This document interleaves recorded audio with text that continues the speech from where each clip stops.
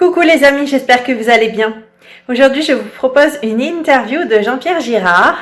Donc Jean-Pierre Girard, pour ceux qui ne le connaissent pas encore, c'est une personne qui a développé de véritables dons psychiques et nous allons voir ensemble quel est son parcours et vous allez pouvoir constater l'impact de la puissance de l'esprit sur la matière. Bonne nouvelle, cette puissance de l'esprit, nous l'avons tous. Nous aussi, on peut tordre des barres, on peut faire de la télépathie. Mais je vous propose d'en savoir plus en commençant à regarder cette interview. Bonjour à tous. Donc aujourd'hui, j'ai le plaisir de recevoir Jean-Pierre Girard en interview de chez lui. Donc bonjour Jean-Pierre. Bonjour Amélie.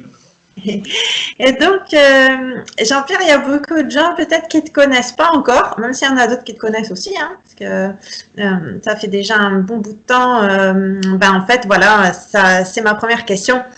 Est-ce que tu pourrais nous expliquer tout ce que tu fais par rapport à ce pouvoir de l'esprit, et puis surtout tout ton parcours qui fait que tu en es arrivé là, en fait. Alors d'abord, je te remercie de ton invitation, c'est sympathique.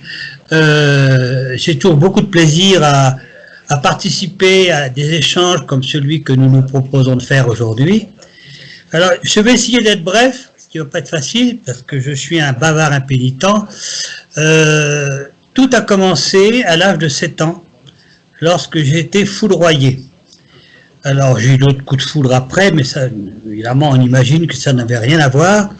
En fait, je suis né en 1942, c'est vous dire que j'ai une certaine antériorité aussi, qui va aller de pair avec mon parcours dans la parapsychologie, puisque j'ai commencé ce parcours pour mettre mes capacités à l'épreuve de la science en 1975.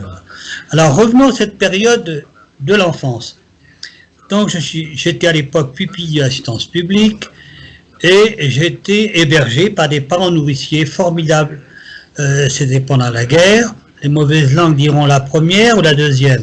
Non, la deuxième guerre, la deuxième. Et c'était des conditions qui pourraient paraître extérieurement très difficiles. Un petit peu un schéma à la Zola. J'étais dans une étable, en fait, j'ai habité, résidé avec mes parents nourriciers et d'autres enfants de l'assistance publique dans une étable qui avait été aménagée, blanchie à la chaux, enfin sommairement. Bref, dans 2 pièces assez exiguës, nous étions 5 enfants, plus les parents nourriciers. Et on pourra vous dire, c'est quand même une vie. Non.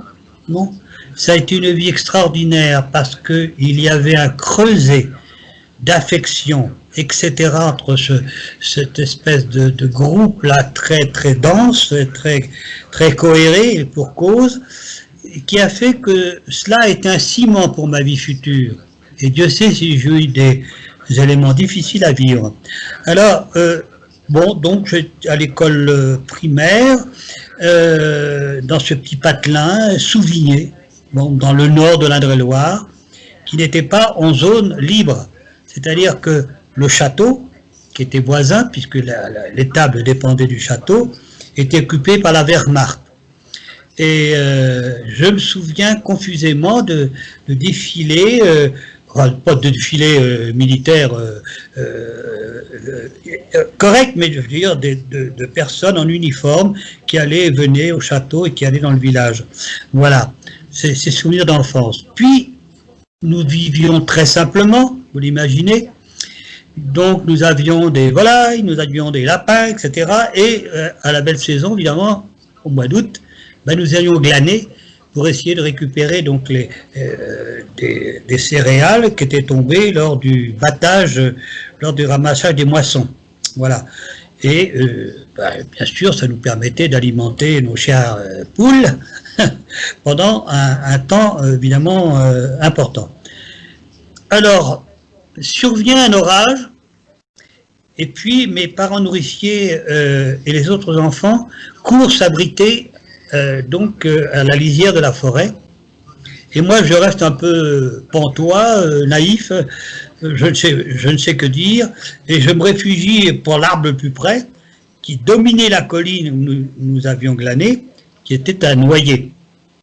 Évidemment, nos amis de la Terre savent très bien qu'un noyer est favorable tout à fait à la réception de la foudre.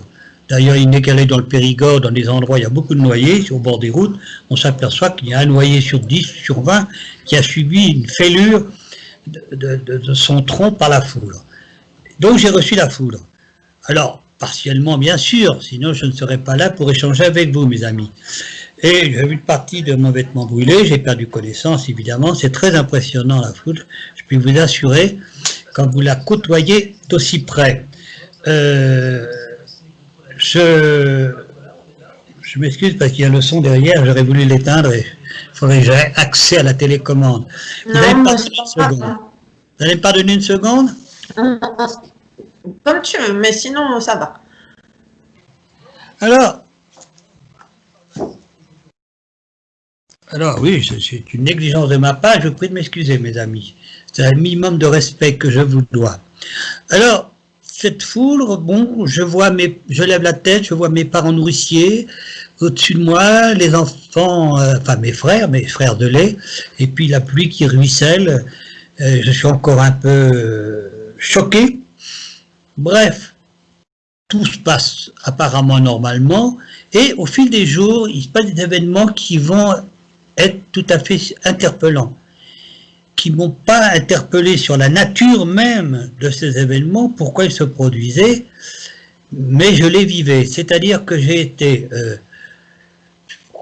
ne sais pas comment dire, je me suis découvert, je ne savais pas que ça s'appelait comme ça à l'époque, une télépathie absolument, que je n'ai jamais eue depuis avec une telle pertinence, une télépathie, on va dire, sauvage. C'est-à-dire que je pouvais deviner tous les paris les plus insensés que mes petits camarades d'école me proposaient. Et ça, c'est très très étonnant parce que déjà, ça m'a permis de comprendre que cette micro-société de la cour d'école, et ensuite on le verra de l'instituteur, présageait un peu ce qui se passerait dans le futur quand je voudrais imposer cette différence. Alors pourquoi je n'avais pas conscience de cette différence? Rappelons-nous le contexte.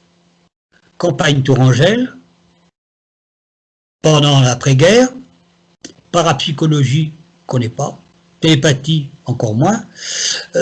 Donc au fond, même pour un petit gamin de 7 ans, il pensait même que les facultés qu'il avait, non seulement il ne les a pas pris en compte, mais il pensait que les autres élèves, plus ou moins, avaient les mêmes facultés. Vous comprenez, on ne perçoit pas qu'on est différent. C'est les autres qui, progressivement, vont vous faire révéler cette différence. L'instituteur, alors là, s'est révélé extrêmement brutal pour me rappeler cette différence, enfin, même plus que brutal, parce que je répondais à ces questions avant qu'il ait même pratiquement terminé de les formuler. Et ça le mettait en rage, parce que j'étais très indiscipliné, il essayait toujours de me piéger. Et donc il m'a martyrisé, le mot n'est pas exagéré, puisque j'ai eu l'oreille partiellement arrachée, j'ai eu 2 côtes fêlées, etc., etc. Et les autres élèves étaient tétanisés, parce que c'était pas l'habitude, c'était pas un homme tout à fait, on va dire, d'une douceur reconnue, mais quand même. Je bénéficiais d'un traitement tout à fait particulier, si je puis dire. Alors c'est progressivement qu'il y a eu cette violence absolument incontrôlée. Alors je me mettais dans une position fœtale, et puis je recevais les coups. Et en fait, je le regardais en souriant, malgré la douleur qui m'était infligée. Et ça, évidemment, ça le mettait un petit peu hors de lui. Alors passons sur cet épisode qui a fait que j'étais amené à quitter cette école primaire, que l'assistance publique ayant veillé à ce que je sois retiré de ce milieu délétère, et j'ai été chez d'autres parents nourriciers et d'autres écoles, enfin une autre école, le collège Rabelais à Chinon, où ça s'est très bien passé. Enfin bref. Alors, j'ai fait taire cette différence, que je n'avais pas apprécié pourtant comme une différence, mais j'ai retenu intuitivement que ça me posait problème. Bon, je quitte l'école, ou l'école me quitte à 13 ans et demi, un certificat d'études primaires obtenu j'ai pas de difficultés, mais enfin bref, sans grand talent particulier. Et je vais travailler en usine. Bon, parfait jusqu'ici, aucun problème. Et puis un samedi, à l'âge de 17 ans, je me balade nonchalamment dans les rues de cette bonne ville de Tours. Pour ceux qui connaissent, au centre, place Plumereau, à Tours, qui est le vieux quartier de Tours, qui avait encore les séquelles des bombardements alliés qui avaient évidemment sévi sur la gare de Saint-Pierre-des-Corps, qui était une des gares à l'époque de triage les plus importantes. Et puis vraiment, je m'aperçois je m'arrête devant un bac de bouquiniste qui avait mis ses livres à l'extérieur, bien sûr, sur ce bac. J'extirpe le premier ouvrage qui me vient comme ça à portée de main, et un gros livre précis d'histopathologie humaine chez Malouane éditeur. Non, je crois c'est Masson éditeur, bon, qu'importe. Alors ce gros livre, histopathologie, je croyais bien sûr benoîtement que c'était un livre d'histoire. Je n'avais pas de connaissances sémantiques particulières qui m'amenaient à comprendre que c'était un ouvrage qui n'avait rien à voir avec l'histoire. Alors je le prends en main et puis je le feuillette. Je le feuillette avec mes mains, comme ça avec mes pouces qui laissent s'échapper donc les pages. Je les regarde, et inconsciemment je les ai photographiés. C'est là que j'ai découvert que j'avais une mémoire édétique qu'on appelle, c'est-à-dire c'est une mémoire photographique absolument que possèdent certains sujets. Ça c'est reconnu, hein. Ça n'a rien de parapsychologique, ça pourrait être comparé à un phénomène paranormal dans la mesure où il n'est pas fréquent. Alors, je ne suis pas aperçu tout de suite que ce phénomène était aussi important pour moi. Donc le bouquin, je le repose parce que évidemment ça ne c'était pas beaucoup, puis j'avais aucune connaissance de la sémantique médicale, ce livre n'avait aucun intérêt pour moi, donc je vais m'allonger sur un petit parc voisin, sur un banc, et puis dans un sommeil paradoxal, je ne sais quoi dire vrai, je revois les pages qui défilent calmement, enfin celles que j'avais laissées échapper de mon pouce, calmement, je les revois avec une précision étonnante.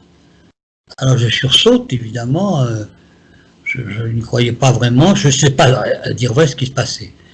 Je cours chez le bouquiniste pour récupérer cet ouvrage. On sait bien qu'un samedi après-midi, ce genre d'ouvrage, évidemment, n'est pas en vente comme un prix Goncourt. Donc j'ai pu le racheter.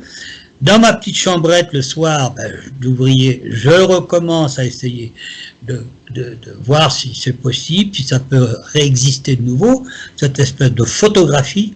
Évidemment, je n'y arrive pas. J'essaie un soir, un après-midi, etc. Bref, comme on dit, je laisse tomber parce que je pense que j'ai effectivement eu peut-être une vision curieuse, un rêve, je ne sais quoi. Puis, quelque temps après, me reprend, mais alors de façon très étendue, sans vraiment porter de préalable de réussite. C'est là qu'on verra que c'est le secret, au fond, pour posséder des phénomènes aussi. Et là, je retiens toutes les pages, et c'est formidable. Alors, je me suis mis régulièrement et progressivement dans cet état, et j'ai pu absorber en 1 an et demi plusieurs années de faculté, enfin l'équivalent. Et la suite le prouvera amplement d'ailleurs, de médecine, de physique, etc., de biologie cellulaire, enfin bref, un bagage énorme. Alors il fallait, pour préciser, j'étais amené à acheter parfois des ouvrages pédagogiques qui expliquaient ce que je lisais, parce que, pareil, cette mémoire photographique et puis une certaine capacité d'abstraction m'a permis quand même de très rapidement comprendre aussi ces ouvrages qui était d'un niveau universitaire et scientifique assez élevé.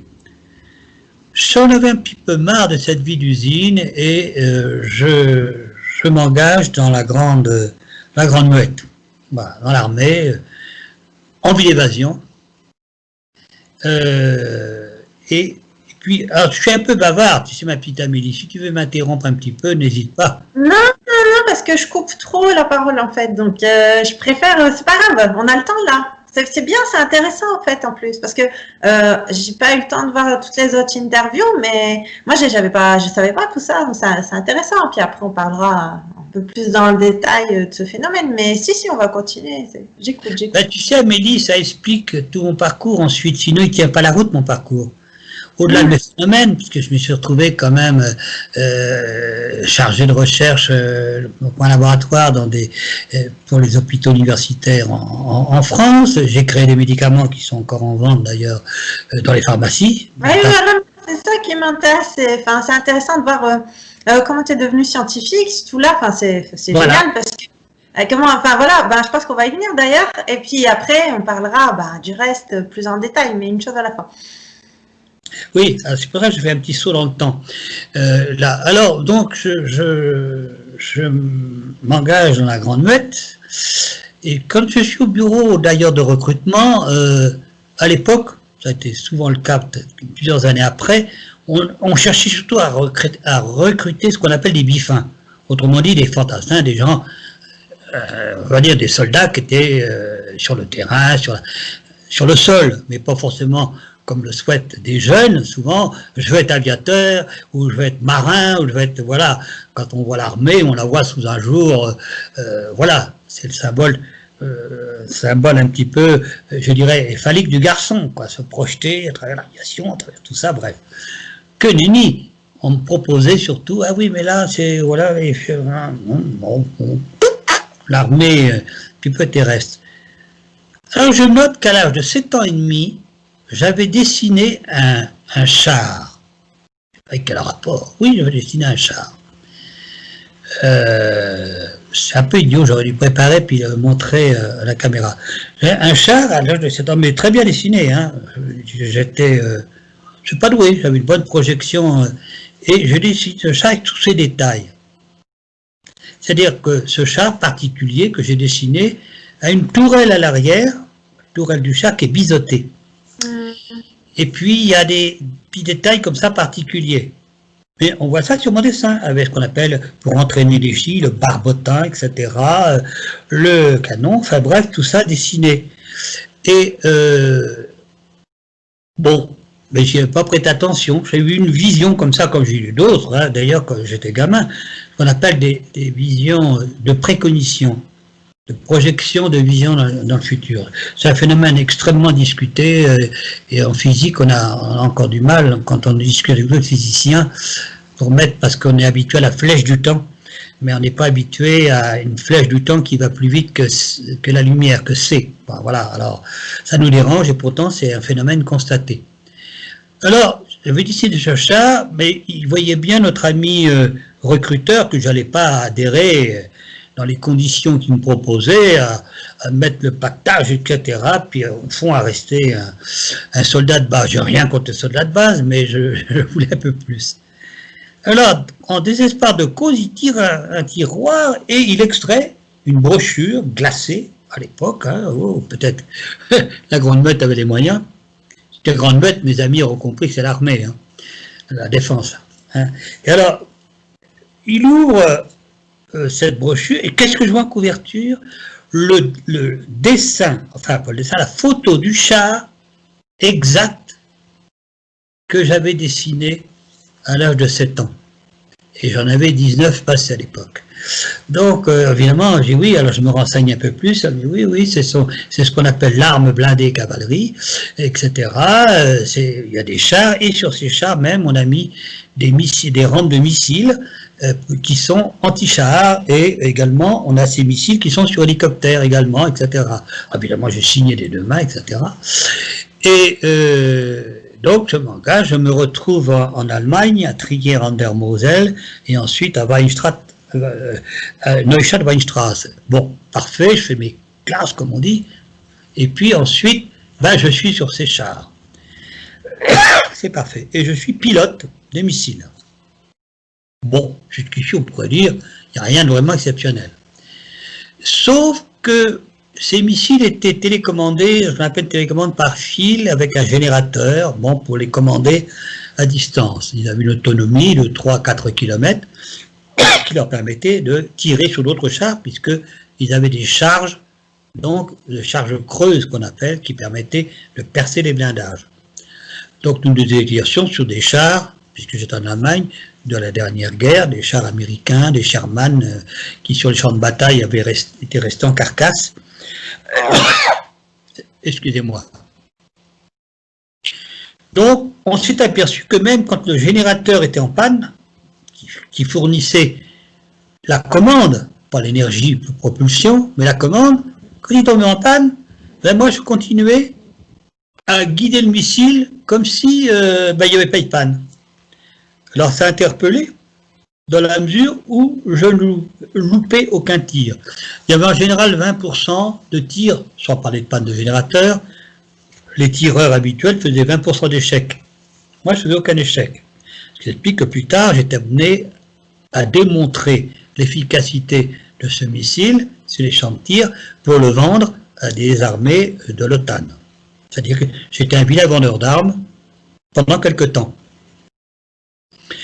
Bon, si je ne l'ai fait, peut-être que d'autres l'ont fait, mais comme mes performances étaient, on me mettait comme un tireur normal en fait, mais j'étais un tireur un tout petit peu anormal. Voilà. Et puis, je vous l'ai dit, j'avais une certaine perception, une connaissance technique au-delà, et puis en innovation, je l'ai prouvé par la suite, je reliais les informations pour faire que, normalement on ne les relie pas, pour faire des produits nouveaux, faire des choses intéressantes. Et là, j'ai dit, ce missile est bien, mais il y a un petit problème de générateur, d'ailleurs c'est pas normal qu'il tombe en panne. Donc, dans ma petite chambrée, je fais des crowbars, des notes de calcul, etc., pour qu'il n'y ait plus de panne de générateur. Et puis je donne ça à mon adjudant, qui était chef d'escadron. L'adjudant lui dit, mais l'adjudant, qu'est-ce qu'il y a, Gérard? Ben, écoutez, voilà, j'ai une petite note de calcul, j'ai fait ça sur plusieurs pages, parce que c'était quand même assez fin comme calcul. Est-ce que vous pourriez confier ça au colonel de la Mort-Sanglière, je me souviens du colonel à l'époque, qui commandait le corps, et on va voir, le Gérard. Il va voir le colonel. Un colonel, là, j'ai un de mes brigadiers qui propose, je ne sais pas quoi, j'y connais rien, pour améliorer le générateur pour les missiles SS-11. Ah bon, faites voir. Il dit, dites donc, on a un polytechnicien chez nous, quoi? Oh, je ne sais pas, je ne crois pas. C'est un brave garçon qui est issu de la campagne, il a peut-être un certificat d'études primaires. Évidemment, le colonel me fait venir, etc. Et ensuite, le reste de ma carrière s'est passé avec le bureau d'études, mais à un très haut niveau, comme on verra pas quelques extraits, mais des courriers que je montrerai volontiers à la caméra. Et je les montre seulement depuis quelques semaines, en fait, je ne les montrais pas avant. Alors, simplement, au niveau de la défense nationale, donc j'ai créé des innovations, pas seulement dans les missiles, mais dans d'autres innovations qui sont encore frappées du secret défense. Puisqu'en France, moi j'ai étudié au secret défense pendant 50 ans. Je vous ai dit mon âge tout à l'heure, alors peut-être qu'à titre posthume, je ferai des confidences, je n'en sais rien. Donc j'ai eu une carrière, si je puis dire, qui a été accélérée, qui a été assez brillante. Elle n'a pas été longue, mais elle a été assez brillante dans la défense nationale. Et puis j'en ai eu marre. Bon, j'en ai eu marre, voilà. Et je vais postuler dans des laboratoires pharmaceutiques.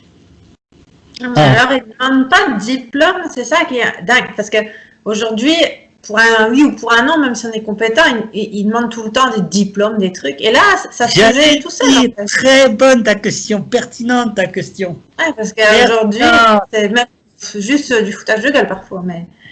Pertinente ta question. Ouais. Alors, on l'a vu, j'étais un vilain garçon, puisque j'ai fait des négociations d'armes pour ramener des devises à l'armée française, dans le cadre de l'OTAN, et ensuite, je bidonne mon curriculum. Je le bidonne, ce que je ne pourrais pas faire maintenant, parce que les chasseurs de tête ou les DRH, eh ben, ils regardent les CV avec des microscopes à balayage, hein, c'est clair. Oh, je préfère même pas rentrer là-dedans, parce qu'en fait, c'est beaucoup des déplacements, ni plus ni moins. Hein, aujourd'hui, c'est... Non, je dis simplement que les recrutements maintenant, mais Non. Je sais, mais bon, moi, c'est vraiment un sujet, là-dessus, il ne faut pas que je me lance. On va sortir du cadre. Je sais. Et c'est loin d'être bien, quoi. Il vaut mieux, voilà, quelqu'un de compétent, en fait. Mais bon. Amélie, voilà, tout à fait, je suis d'accord avec toi. C'est pour ça qu'à l'époque, on pouvait le faire. Aucun diplôme, mais on pouvait le faire à l'époque. Ce serait maintenant, je n'aurais pas eu la carrière que j'ai eue. Ça, c'est clair. Ou là, je serais resté à l'armée. Là, je serais monté en grade, évidemment. Et j'aurais une retraite peut-être de commandant, de colonel. Oui, mais c'est évident. Non. À l'époque, tu pouvais. Il y avait plein d'emplois, etc. Mais attention, quand j'ai postulé pour un laboratoire pharmaceutique, un des plus grands à l'époque en France, mais tu as un examen de passage. Alors j'avais 5 ans d'études à la faculté de médecine de Bordeaux, etc. Hein, bon, voilà. Et l'examen brillant. Bon, voilà, brillant. Et alors, là aussi, dans l'industrie pharmaceutique, je suis monté très très rapidement en grade, si je puis dire, et j'ai même remplacé un formateur à un moment donné sur des nouveaux médicaments, parce qu'il tombait malade, c'est moi qui l'ai remplacé, alors que ça faisait que 3 mois que j'étais au labo.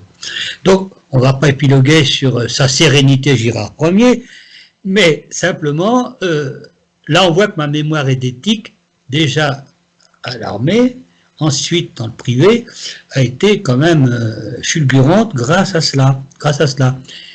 Mais revenons à la parapsychologie et au phénomène, finalement. Ah oui, qu'est-ce qu'il y avait dans la tête de Jean-Pierre? Oui, mais il faut savoir que j'ai toujours eu 2 vies.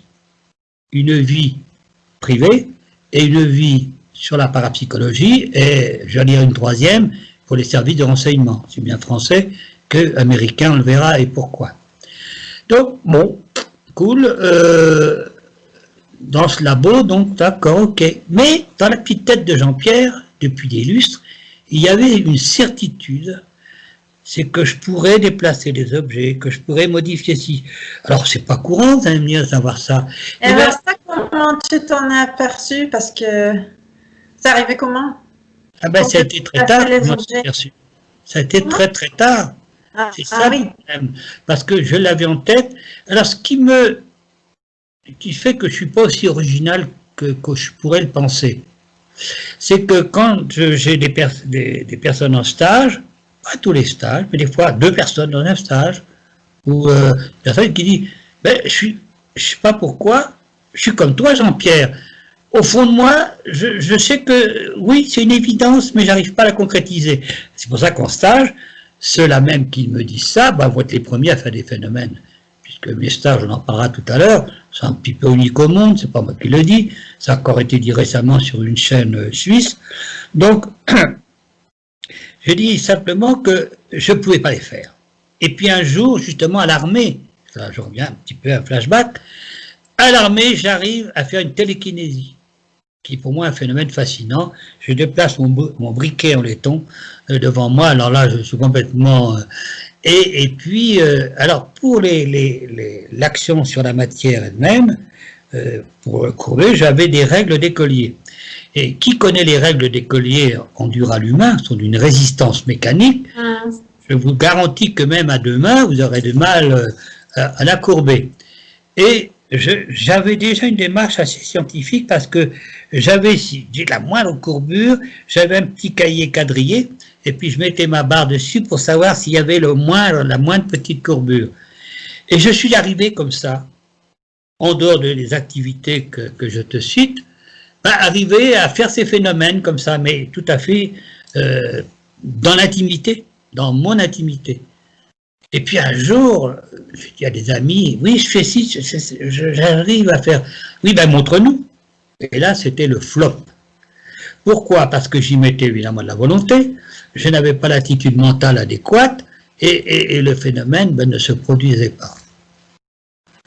Alors, j'étais un peu enfermé dans mon phénomène.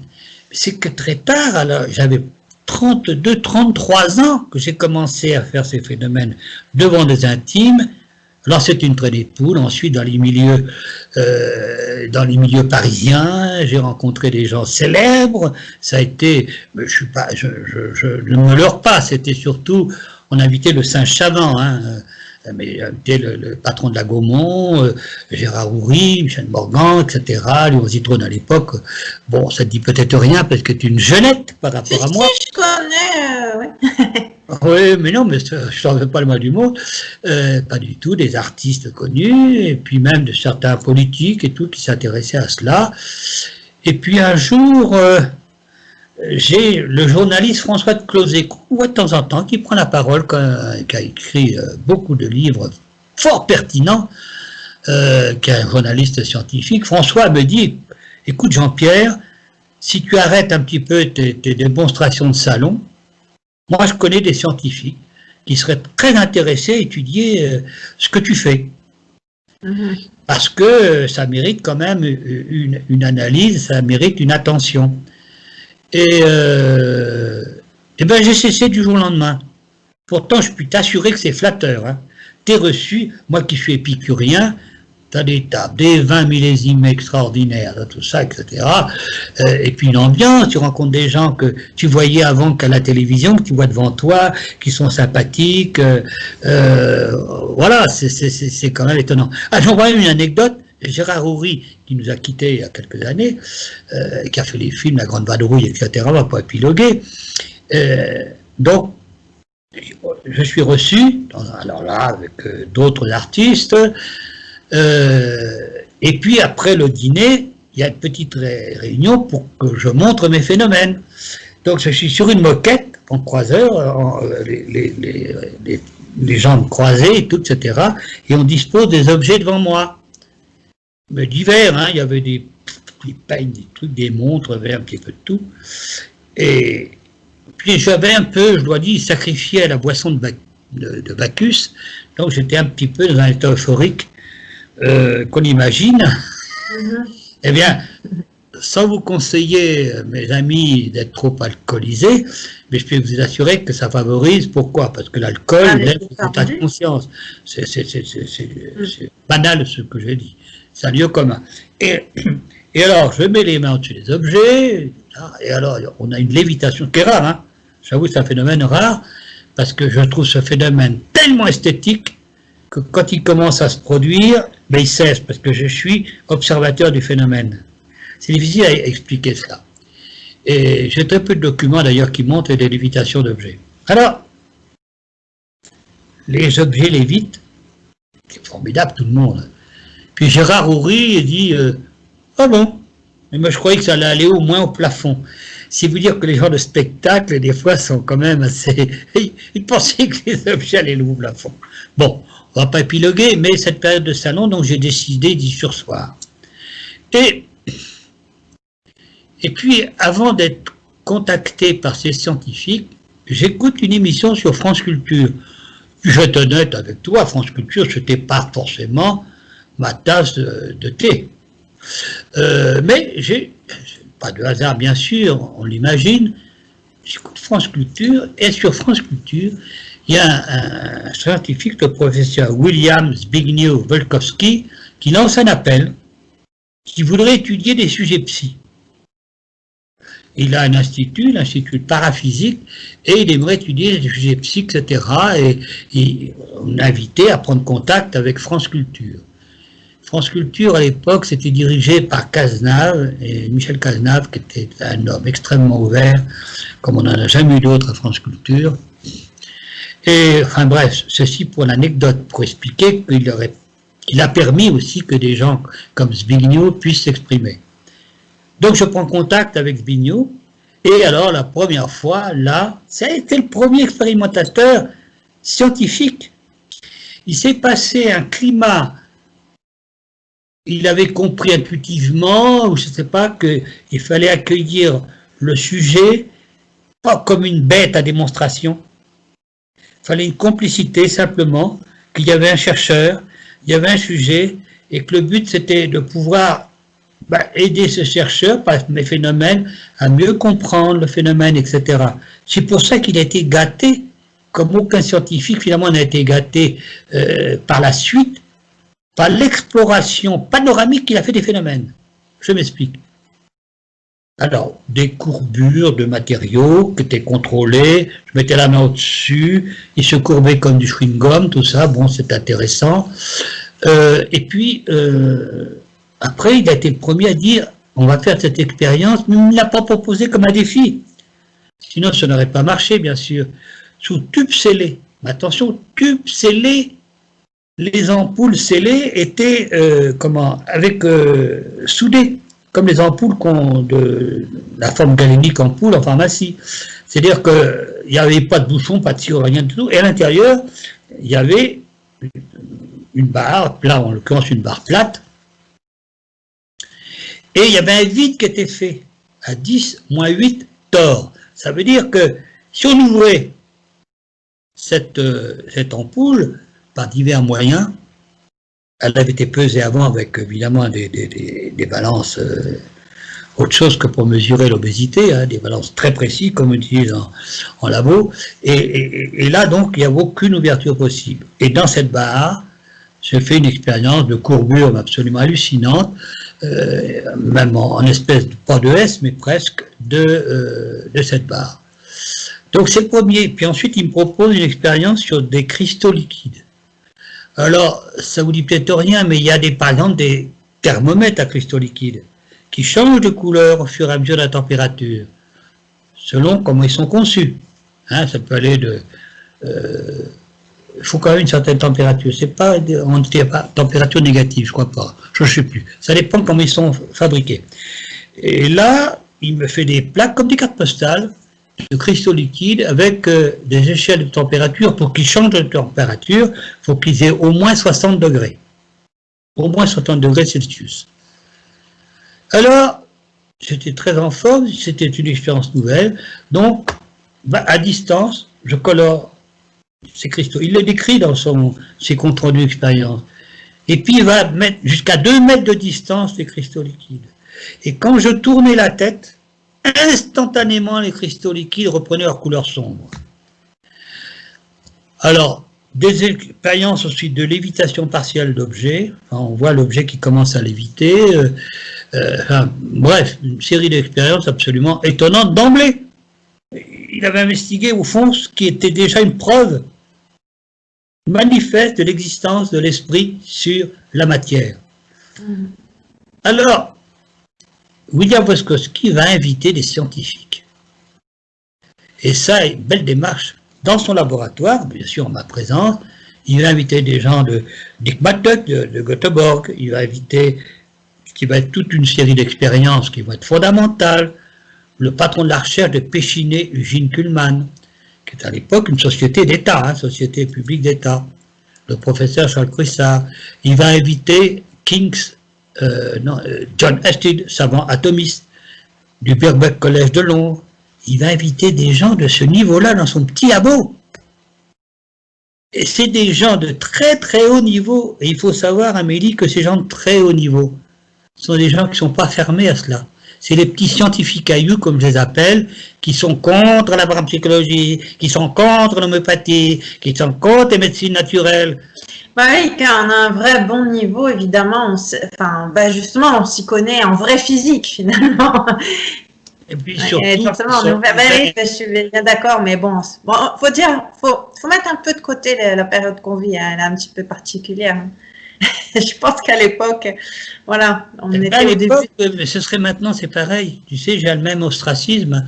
Ah oui, il y a encore des gens fermés, mais j'aime des émissions comme ça parce que, voilà, j'aurai les questions là par la suite, justement, pour... je sais que c'est pas évident de rentrer dans le détail parce que personne n'est scientifique, mais justement, qu'est-ce qui se passe? Qu'est-ce qui explique? Alors, je sais pas, ça va peut-être faire beaucoup de phénomènes, mais concrètement, et si on peut simplifier scientifiquement, qu'est-ce qui se passe? Ou quand on est en phénomène de télépathie, ou quand on tord une barre. Moins d'expliquer ça simplement, parce qu'après, je sais qu'il y a sûrement des histoires de calcul, des choses qu'on ne saisit pas. Mais... Alors ça, si tu veux, Amélie, comme ta question précédente était pertinente, pourquoi tout d'un coup si, pourquoi tout là? Là, je crois que c'est une question importante et nous avons avancé. Et ça viendra un tout petit peu après, parce que ma démarche, ensuite, on va comprendre que ma démarche n'est pas seulement démontrer, mais surtout, je cherchais des explications à ce phénomène. Je cherchais pourquoi Exactement, parce que, voilà. parce que je pense que... Et ça, non seulement je l'ai cherché auprès de scientifiques, et paradoxalement, quand on prie pour mon orgueil qui est démesuré, mais c'est moi qui ai apporté les premières théories en physique et en neurosciences, puisque c'est lié, sur l'étiologie, enfin, pardon, l'origine du phénomène. Maintenant, c'est des théories qui sont partagées, il y a des théories élargies et tout ça, etc. Mais nous avons avancé. Mais nous avons bien avancé pour une compréhension pourquoi le phénomène existe. Je reviendrai dessus parce que ce serait un petit peu anticipé. La question est pertinente, c'est la question qu'on se pose tous, mais bon, d'accord, action d'esprit sur la matière. Bon, ouais. Après, on ne va pas rentrer dans des gros détails, parce que nous, on n'est pas scientifiques. Toujours... Mais je sais que, voilà, même en simplifiant aujourd'hui, il y a des choses qu'on peut comprendre, et moi, je trouve que c'est important, parce que ces gens-là qui nient tout en bloc, c'est une grande preuve d'ignorance, hein, je suis désolée, ignorance et fermeture, parce qu'en réalité, une fois que les choses se passent dans notre vie, moi, ça a été ma démarche, dès qu'il y a eu des phénomènes intuitifs ou autres, j'ai quand même essayé de comprendre. Et enfin voilà, aujourd'hui, on a la chance d'avoir quand même Internet et certains scientifiques qui se font entendre, et aujourd'hui, on peut quand même trouver des clés. Hein. Alors, paradoxalement, je pourrais m'en vouloir un petit peu à des critiques. Bon, il y a certaines critiques pour critiques, ça ne m'intéresse pas. Mais pas de scientifiques. Les plus redoutables, c'est ceux qui sont de bonne foi. Alors, ça veut dire c'est paradoxal. Oui, ceux qui sont de bonne foi, ils disent ces phénomènes ne peuvent pas exister. Donc forcément, il y a une complicité des scientifiques, voire des illusionnistes, puisqu'on le verra, Jean-Pierre a été contrôlé par des magiciens experts quand même, et pas seulement en France, mais sur toute la planète quand même, où j'ai expérimenté. Et on verra pourquoi aussi ces scientifiques demandaient à des illusionnistes d'être présents, ça leur permettait de pouvoir publier dans des revues scientifiques. On n'a jamais vu ça en science. Pour valider un travail scientifique, il fallait qu'il y ait la présence d'illusionnistes. On n'a jamais vu ça. C'est unique, quoi. Comme si quoi, c'est quoi cette discipline? C'est une discipline scientifique. Mais non, il fallait des... Alors, dans la revue La Recherche, par exemple, il y a un des magiciens qui dit « Je ne me leurre pas. On me faisait venir simplement comme une plante verte, entre guillemets, qui dit... Ouais, il n'a pas dit le mot plante verte, mais simplement pour valider. Comment voulez-vous que moi, magicien, je puisse donner une explication quand Jean-Pierre, dans un tube scellé, va transformer la matière à l'intérieur, va changer la structure de matériaux. Ça a été publié, même par l'Académie des sciences, via un puits cacheté qu'on appelle. Alors, donc on voit que c'est paradoxal, quoi. Et pour l'homéopathie, ça a été pareil, puisqu'on a fait venir un James Randi pour Benveniste, qui a truqué, on le sait maintenant, qui a truqué les contrôles expérimentaux. Je dis bien truqué. Et je ne crains pas du tout une attaque en diffamation. Ça a été prouvé. Comment voulez-vous? Alors, voilà. Et alors, là, j'ai fait un petit saut, mais il ne faut pas m'en vouloir dans le temps. Donc, pourquoi ces scientifiques de bonne foi? Parce qu'ils disent que ce n'est pas possible. Donc, si ce n'est pas possible, c'est ce qu'on appelle la dissonance cognitive. C'est-à-dire votre esprit est ainsi fait qu'il y a des choses que vous ne pouvez pas appréhender. C'est comme ça. Avec, je le répète, la bonne foi. Et ces gens-là, vous pouvez faire ce que vous voulez, vous n'arriverez pas à les convaincre. J'ai fait l'expérience une fois en Belgique avec des ingénieurs de très haut niveau d'IBM. Et dont invité, etc., sympathiques. Ils avaient préparé des barres, attentats, des trucs avec des numéros, repères et tout, etc. Et là, j'étais bien en forme parce que quand je vais en Belgique, quand j'ai fait une émission il y a un an et demi, sur la RTB, en général, les gens qui m'invitent me connaissent, c'est une dégustation de bière qui vient à la fin de l'émission. Mais là, je n'avais pas bu avant. J'adore les bières belges, extraordinaires. Ça ne vous intéresse pas, chers amis, je le sais, mais qu'est-ce que vous voulez? Je suis aussi un être humain normal, par ailleurs. Alors, et finalement, ces ingénieurs me fournissent ces matériaux. Alors, j'avais déjà commencé ma dégustation, c'est vrai. Et alors, les barres se courent comme ça. Alors, puis ils les mettent de côté. Puis les barres se courent, ils les mettent de côté. Complètement. Et là, ils étaient apparemment convaincus. Et puis le lendemain, ils viennent me chercher à l'hôtel. Attends, quand ils viennent me chercher à l'hôtel le lendemain, écoute Jean-Pierre, On t'aime bien, tu t'es prêté à ces expériences sans rien, mais sans contradiction, sans rien du tout. Tu as accepté le protocole qu'on a proposé, mais je suis désolé. On ne sait pas comment tu as truqué, mais tu as dû truquer.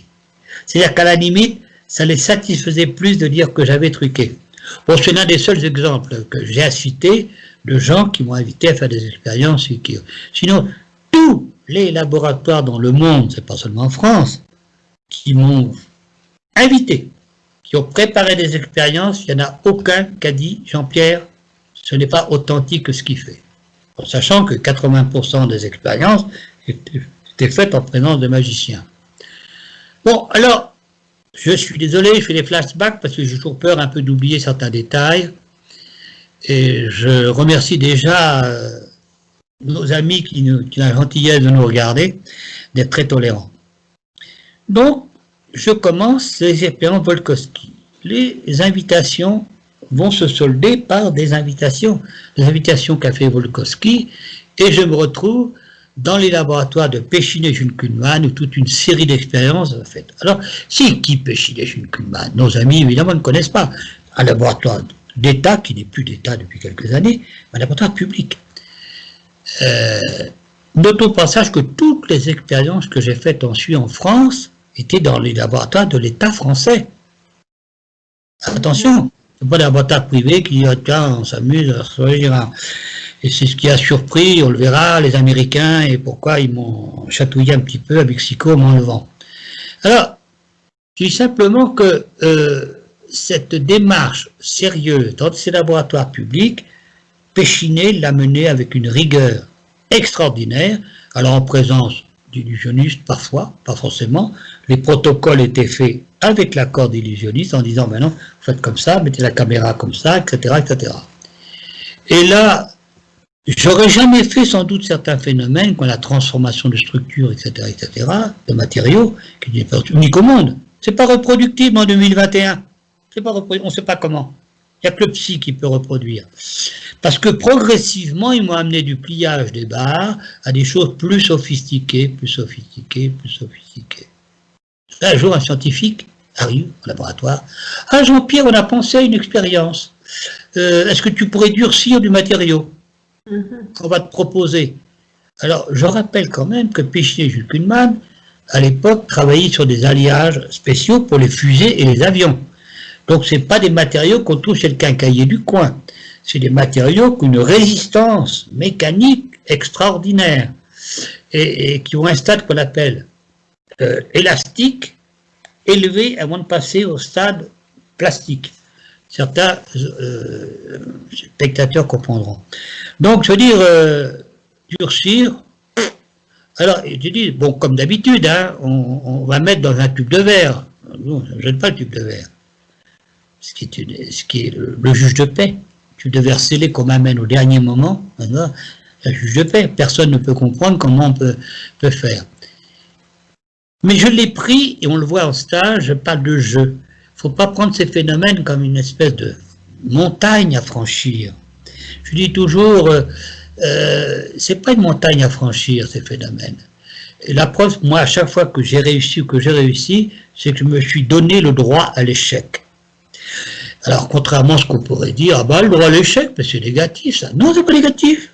Mais que nous, que nenni, parce que vos différents étages de réflexion et de cognition ben, sont très cool. Si j'échoue, après tout, c'est normal. J'aborde un phénomène quand même qui est rare. Alors, si j'échoue, c'est pas grave, je recommencerai plus tard, etc., etc. Et là, je l'ai pris comme un jeu. Et c'est ce que j'explique en stage. On s'amuse, on rit en stage. Je dédramatise le phénomène. Pourquoi 50% des gens font des phénomènes? Mais c'est du ouf. Mes stages sont pleins plusieurs mois à l'avance. Donc, ça veut dire que c'est abordable à tout le monde, ces phénomènes. Ben oui, mais c'est parce qu'on ne sait pas maîtriser nos capacités, c'est ça. Hein. Ben, c'est-à-dire qu'on ne sait pas comment les aborder. Et puis, tu sais, Amélie, inconsciemment, même quand on veut les aborder, on a à franchir notre inconscient. C'est ça, c'est le mental, toujours. Le mental. Avec l'inconscient qui nous dit c'est pas possible parce qu'on nous a toujours fait croire que c'était pas Voilà, possible. exact. Ouais, ça, c'est ça. Hein. Mais c'est vrai que c'est pas facile hein, à se débarrasser hein, de cet autoblocage. Alors, si tu veux, des fois je fais des petits écarts comme ça parce que je pense c'est important aussi que le spectateur il puisse bénéficier au fond déjà de petites choses que je lance comme ça. Bien sûr, je raconte mon parcours de vie, c'est sympathique, c'est intéressant. On voit que la parapsychologie, les militaires, les politiques l'ont utilisé en ce qui me concerne, d'accord. Mais savoir que, attention, c'est à la portée de tous. Mais est-ce que tous auront envie de courber une barre? Que nenni. Est-ce que tous auront envie de passer sous un bocal? Non, non. Par contre, le voir, c'est autre chose. Puis voilà, pour ça, il y a les images. Hein. C'est parce que, voilà, comme je ne sais jamais trop pour les droits de ce qu'on peut trouver sur le YouTube, donc comme d'habitude, pour ceux qui nous regardent, moi, je mettrai quelques vidéos qui tournent par rapport à ça. Mais moi, ce que je me demandais, c'est comment, parce que les scientifiques, ils faisaient des expériences et ils en faisaient quoi des expériences? Ils arrivaient à trouver, enfin, qu'est-ce qu'ils cherchaient? Est-ce qu'ils l'ont trouvé? Bah, déjà, prouver l'existence. Alors, ce qui peut te paraître un peu limité, non. Pour des scientifiques, ceux qu'on faisait, parce qu'encore une fois, il fallait être courageux. Pourquoi j'ai travaillé avec des scientifiques de très haut niveau? Puis dans certains congrès, j'avais l'expérience de voir des prix Nobel comme David Jacobson, Alfred Kastler, pour qui j'ai fait modifier dans sa main, prix Nobel de physique quand même, j'ai fait modifier dans sa main à presque 2 mètres de distance le trousseau de clés qu'il avait dans la main, sans l'avoir jamais touché. Entre autres, ça c'est l'expérience qu'on peut discuter parce qu'il n'y a pas la rigueur de labo, mais quand on voit qu'il y avait le président de l'Académie des sciences qui était présent, il y avait un des directeurs du CNRS qui était présent, il y avait un beau parterre et il y avait en fond un expert illusionniste qui était là, spécialiste des phénomènes paranormaux. Donc tu vois, ces phénomènes dans la matière, c'est intéressant. Ok, mais où j'en viens?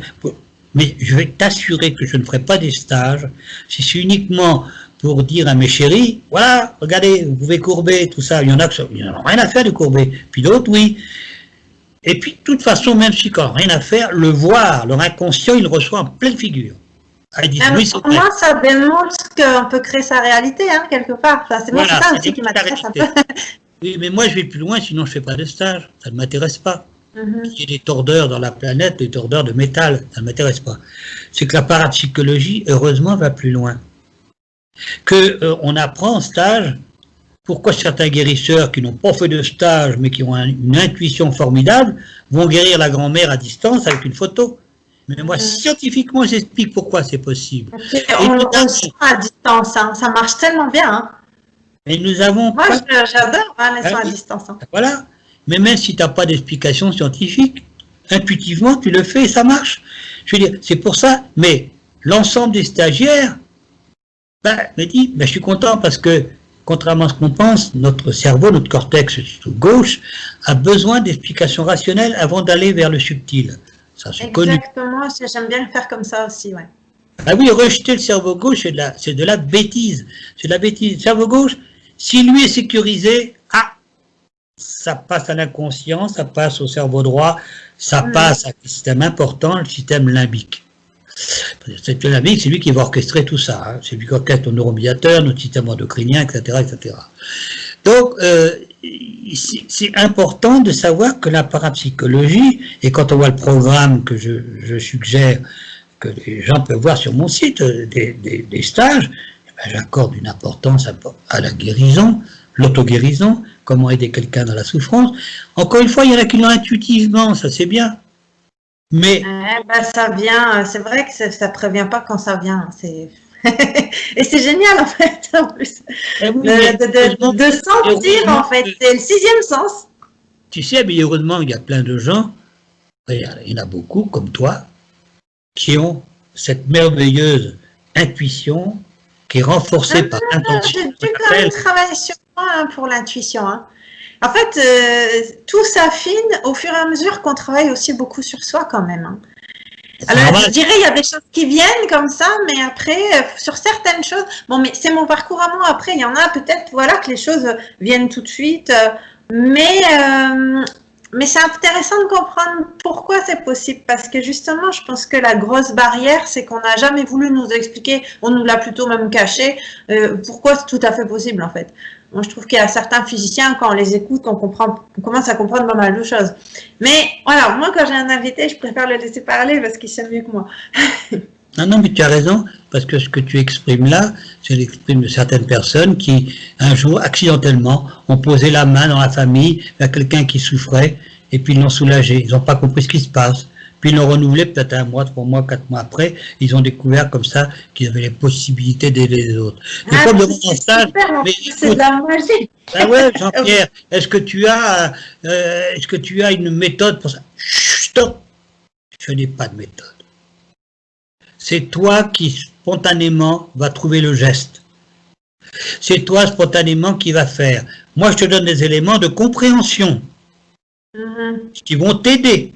Quand je t'explique comment ça marche avec une photo, quand je t'explique comment tu peux mieux maîtriser la télépathie, comment tu peux faire telle et telle chose, attention, ou comment tu peux faire de la visualisation active. Bon, j'ai la décence de ne pas faire cette interview, pas torse nu, mais en débardeur, comme je fais souvent. À 79 ans, je suis quand même hyper musclé. Est-ce que je fais de la gymnastique? Ben, que nenni, je n'ai pas le temps. Je fais de la visualisation active et j'explique comment. Et comment ça marche, la visualisation active. Et je prends des documents de la NASA où on étudie les sportifs qui sont assis sur un siège, là, avec des électroencéphalos que tu connais, on en avait parlé. Voilà. Eh bien, le type, il dit, ben, les muscles réagissent pareil alors que le type est toujours assis sur son siège. J'explique aussi la visualisation et le souhait à l'univers. Mais j'explique pourquoi ça marche. Parce que sinon, oui, l'univers, ah ben, je souhaite ça, je souhaite gagner au loto. Ça ne marchera pas. Parce que quand on fait des souhaits à l'univers, on est limité parce que nous laisse notre inconscient. Et il faut qu'il y ait une évidence. Et l'évidence s'acquiert. Alors en stage, ils ont droit au mot évidence, qu'on confond avec croyance. Il y a des gens qui viennent en stage, ils croient vraiment à ce que je fais, mais c'est pas suffisant. Il faut qu'il y ait, à un moment donné, il n'y ait aucun obstacle en divers étages. Ouais, c'est ça. Aucun obstacle. Je pense que c'est beaucoup ça. Chez beaucoup de monde, mais c'est tellement inconscient ces autoblocages, on a du mal, hein, même quand on fait on a du mal à mettre le doigt. Sinon, tout le monde serait sujet psy. Ouais. Ah oui. Mais enfin bon, il y a peut-être aussi, enfin voilà, moi de ce que j'entends aujourd'hui, il y a peut-être aussi des choses qui font baisser notre taux vibratoire, etc. Mais là, moi ce que je me demandais, c'est si c'est pas la foudre qui a été aussi accélérateur de tout ça. La foudre au départ. La foudre, c'est un déclencheur. Alors, très bonne remarque. Qu'est-ce qui a pu se passer, en fait? Parce que tous les sujets que j'ai rencontrés de par le monde, puisque j'étais en Union soviétique, hein, c'est une des parties de mon parcours quand même, eh bien, tous les sujets avec qui j'ai fait des expériences en Union soviétique, que ce soit Sergeyev, ou Vladimir, ou tous ceux que je pense, ou Boris Almolayev, mais tous ces gens-là avaient reçu un choc au départ. Mais pas forcément 7 ans. Alors, ce choc, c'est quoi? On peut dire un traumatisme aussi. Traumatisme, en fait. Parce que là, je suis en train de lire MK d'Alexandre Le Breton. Ça, c'est autre chose. Oui. Non, mais justement, est-ce que... Ouais, voilà, juste c'est ça, c'est juste que j'essaie de comprendre, c'est... ouais, voilà, bon là, c'était la foudre. Est-ce qu'il y a quelque chose qui a déclenché plus facilement? Après, je ne nie pas que tout le monde peut le faire. Simplement, bon, on verra ça après. Mais là, ouais, voilà, est-ce que, bon, moi là, ce que je lis, par contre, ça donne pas envie, hein. Mais c'est vrai que du coup, il y avait certaines, bah, je sais pas si on peut appeler ça une religion. Ils disent c'est la religion, non, eux, ils partent du principe que les capacités psychiques, elles viennent comme ça, sauf que c'est plutôt le côté sombre, quoi. Donc c'est pas une référence. Alors, mais là, on est très honnête. Je reste sur une formulation scientifique. voilà. On n'a pas fait de rapport étroit. Il semblerait que quand un choc va créer quelque chose, à l'âge de 7 ans, tu n'as pas tellement conscience. Donc, il semblerait que ce choc a libéré mes capacités.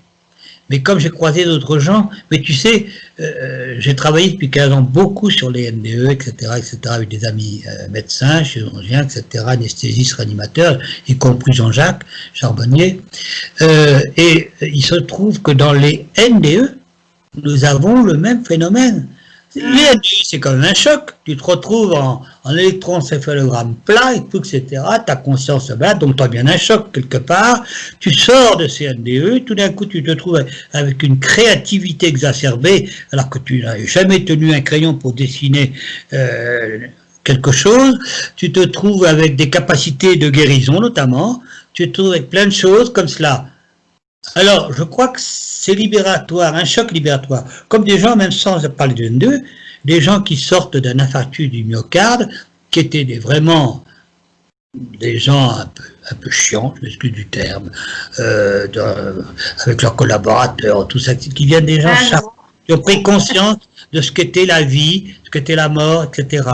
Tu sais, il y a des chocs qui sont des bouleversements de conscience. Voilà. Alors, je dis pas qu'il faut se taper la tête contre les murs, avoir des chocs, voilà, jusqu'à temps qu'on change d'état. Non, mais il semblerait que, maintenant, il y a des gens qui font des choses intéressantes et qui n'ont pas eu de choc, par leur démarche, leur spiritualité, par plein de choses, ils sont arrivés à obtenir involontairement ou volontairement des états mentaux qui leur permettent de faire des choses, et pas forcément de courber des barres. Mais c'est un niveau de conscience alors. Ça. Mais c'est notre conscience, c'est-à-dire qu'il faut que l'inconscience soit OK avec ce que son propose de faire. Et des fois, ça impose une démarche qui passe, là, encore une fois, par l'évidence.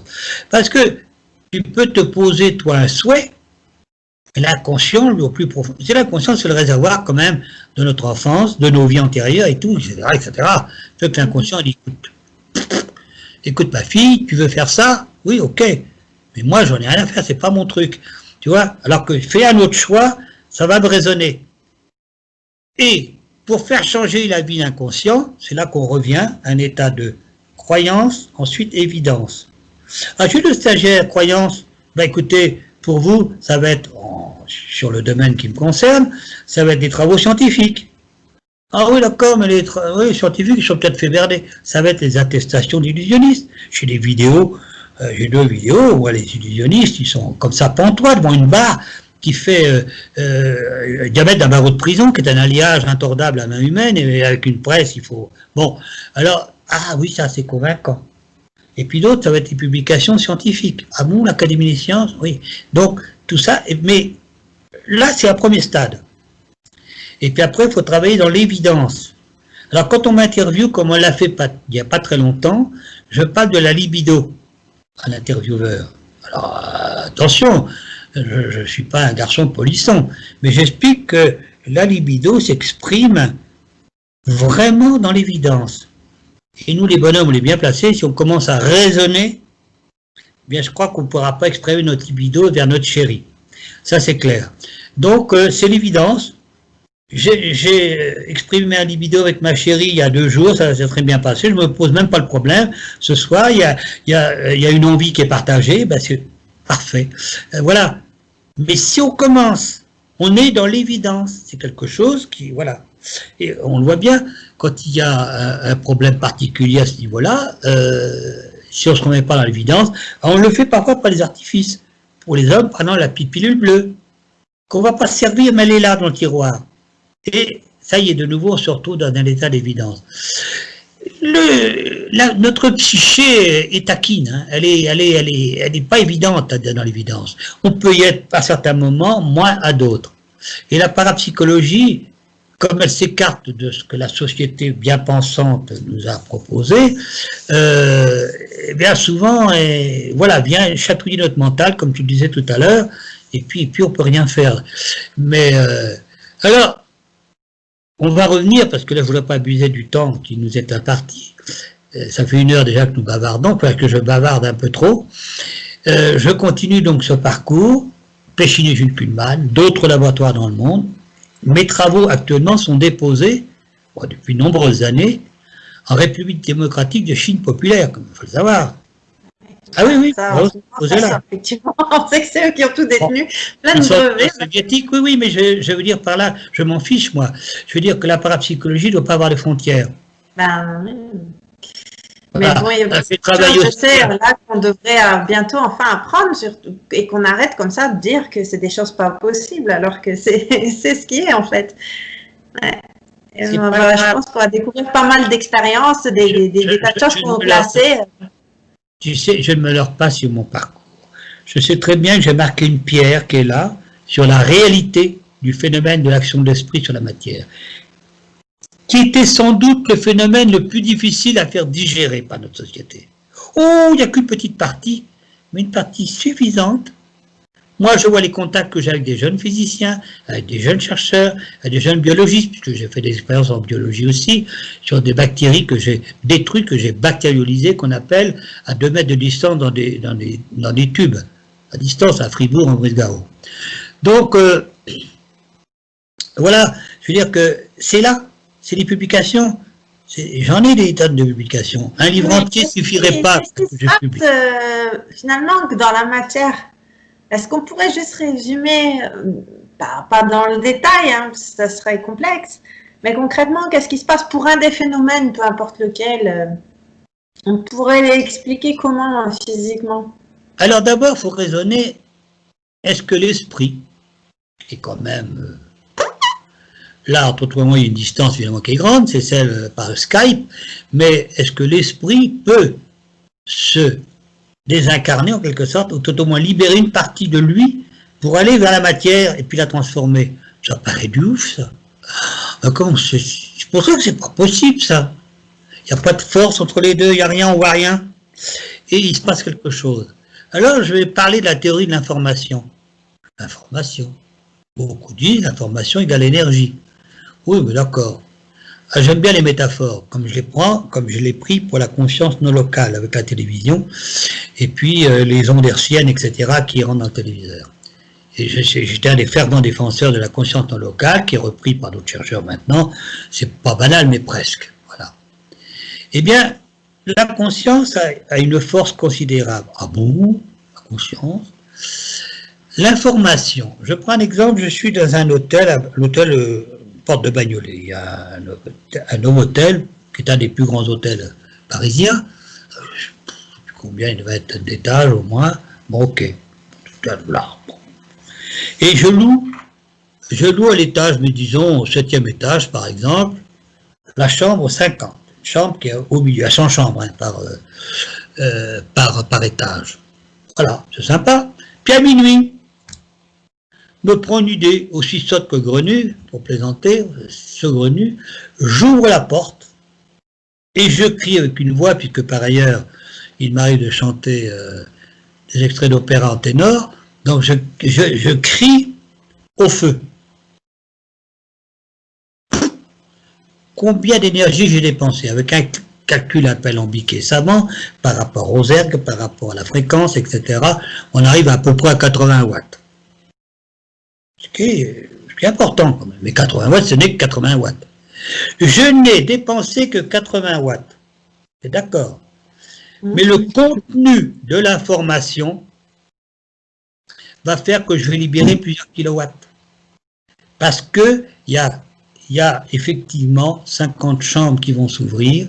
Non, il y a 100 chambres, donc 99 chambres qui vont s'ouvrir avec la maman et ses piou-piou, le représentant de commerce, la petite famille qui a été hébergée, etc., qui court, qui prend des affaires à minima et qui court dans l'escalier de les sorties incendie.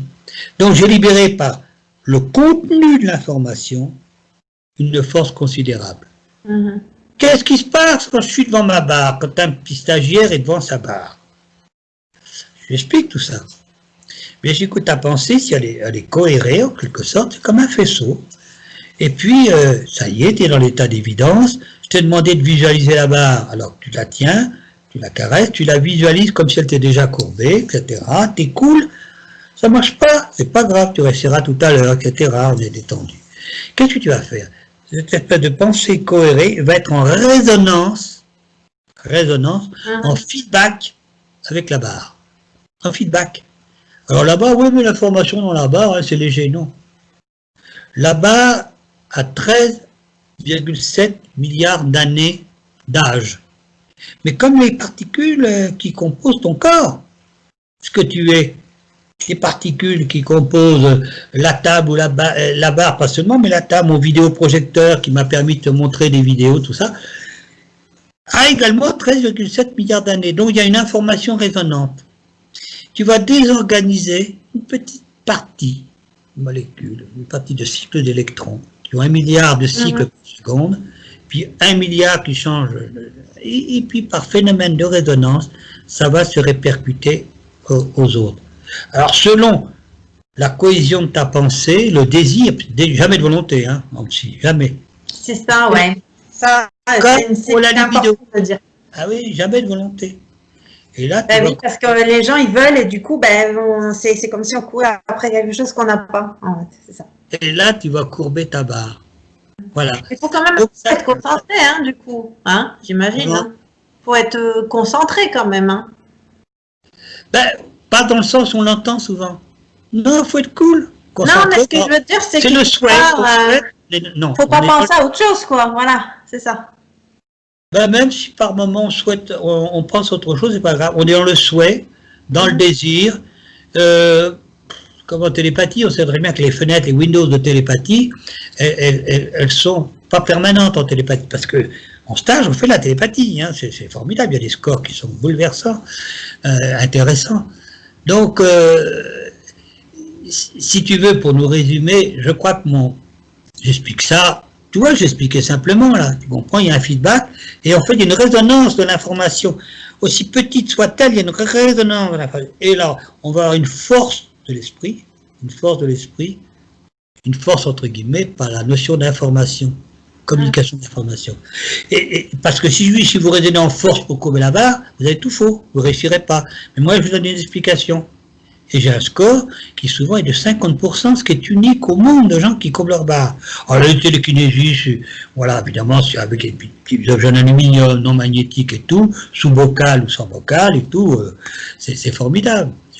D'ailleurs, sur mon site www.girard.fr, on ne peut pas faire plus simple, même moi si je suis un peu un nombril, un peu hypertrophié, mais mon site est simple. Alors c'est le foutoir, mon site, c'est un site vintage, mais beaucoup envieraient le nombre de consultations qu'il a, qui sont dans les 7000 premiers en France, ce qui est étonnant, parce qu'il y a 3 millions de sites, je crois, en France. Donc, mais le contenu. Vous allez sur les liens bleus, ne fichez pas, lien bleu. Ah, oh, ça m'intéresse ça. J'ai des vidéos de stagiaires qui font des phénomènes. Oh, la petite luxembourgeoise, elle a courbé sa barre devant la caméra. Ah bon? Ah, le petit bonhomme de 6 ans qui, sous un bocal, fait tourner. Il y a 2 boussoles témoins, pas de magnétisme. Bon, etc.